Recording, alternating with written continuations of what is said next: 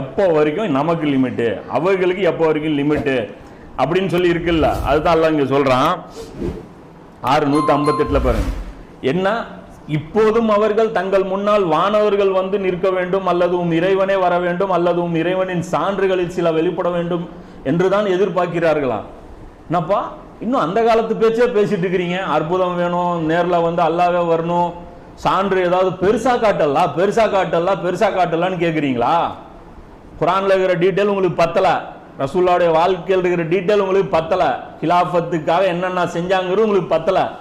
உங்களுக்கு நல்லா தெளிவாக உங்களுக்கு புரிய வைக்கணும். புரிஞ்சா நாளைக்கே நீங்க அமெரிக்கா கிழிச்சிருவீங்க, அப்படிதானே? அப்படிங்கிறான்ல, அப்படியே பண்ணிடுவீங்க, அப்படிதானே அப்படின்னு சொல்றான். அப்படியே சில வெளிப்பட வேண்டும் என்று எதிர்பார்க்கிறீர்களா? அல்லாஹ் சொல்றான், அப்படி இறைவனின் சான்றுகள் வெளிப்படும் நாளில் முன்னரே நம்பிக்கை கொள்ளாதவர்க்கு, அந்த நம்பிக்கை கொண்டிருந்தும் அதனுடன் யாதொரு நன்மையும் சம்பாதிக்காதவர்க்கு